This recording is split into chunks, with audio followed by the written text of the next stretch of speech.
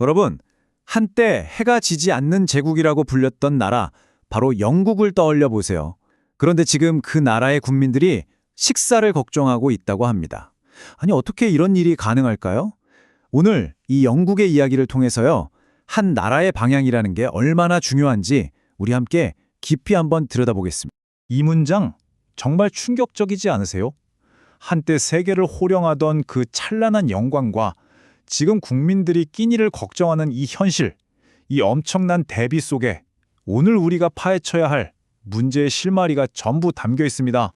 네, 그럼 먼저 그 눈부셨던 과거와 지금의 위기, 이 기막힌 상황에 대해서 좀 더 자세히 살펴보겠습니다.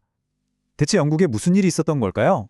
화면을 좀 보실까요? 이건 그냥 통계 수치가 아닙니다. 한 사람 한 사람의 실제 삶 그 자체인 거죠. 먹는 문제, 아플 때 치료받는 문제, 이건 국가가 당연히 지켜줘야 할 가장 기본적인 것들이잖아요. 근데 이게 무너지고 있다는 건 정말 위험한 신호라고 할 수 있겠죠. 아니, 도대체 왜 이렇게까지 된 걸까요?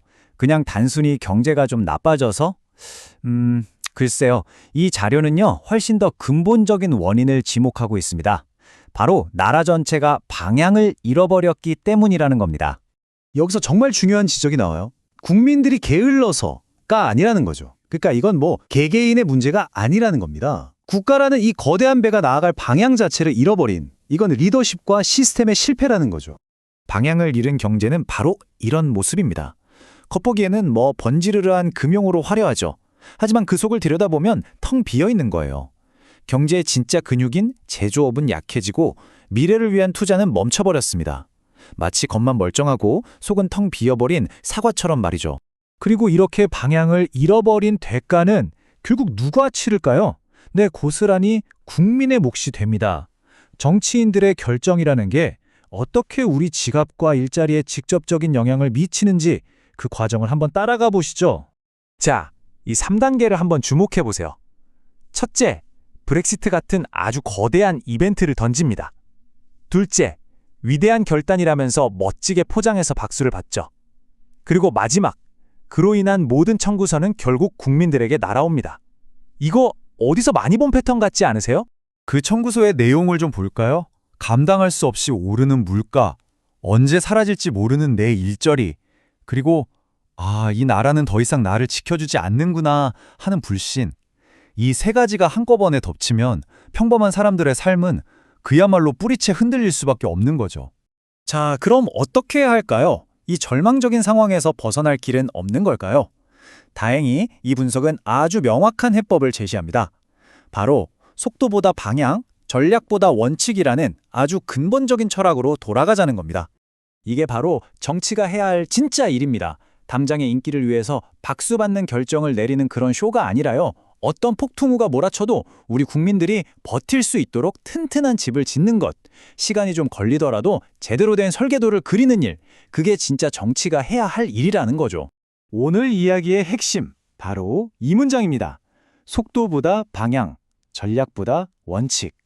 조금 느리게 가더라도 제대로 된 길로 가야 하고요. 눈앞에 이익을 쫓는 잔꾀 대신에 좀 힘들더라도 옳은 원칙을 지켜야 한다는 것. 어떻게 보면 국가 운영의 황금률이라고 할 수 있겠죠. 이 원칙은 두 개의 아주 단단한 기둥 위에 서 있습니다. 첫째, 의료나 교육 같은 공공서비스는 그저 돈 쓰는 일이 아니라 국민과 국가를 끈끈하게 잇는 신뢰의 다리라는 것이고요. 둘째, 튼튼한 산업 기반은 장부 속의 숫자가 아니라 어떤 위기가 닥쳐도 버틸 수 있는 국가의 근육, 바로 체력이라는 생각입니다. 하지만 이 분석은 단순히 영국의 실패를 비판하는 데서 끝나지 않습니다. 가장 중요한 마지막 부분에서는요, 이렇게 길을 잃어버린 국가가 어떻게 다시 희망을 찾을 수 있는지 그 길을 보여줍니다. 이건 정말 영국만의 이야기가 아닐 겁니다. 아무리 화려한 과거를 가졌더라도 올바른 방향 감각을 잃는 그 순간 어떤 나라든 어떤 공동체든 한순간에 무너질 수 있다는 아주 서늘한 경고인 거죠. 하지만 동시에 이게 가장 강력한 희망의 메시지이기도 합니다. 지금이라도 멈춰서서 방향을 바로잡는다면 아무리 깊은 절망의 골짜기에 빠졌더라도 다시 신뢰의 다리를 놓을 수 있다는 것. 결국 회복은 언제나 우리의 선택에 달려있다는 겁니다. 그래서 이 분석은 마지막 질문을 우리에게 던지고 있습니다. 영국의 이야기를 거울 삼아서 우리 스스로에게 한번 물어봐야 합니다. 지금 우리가 탄 이 배는 과연 올바른 방향으로 가고 있는 걸까요? 여러분은 어떻게 생각하시나요?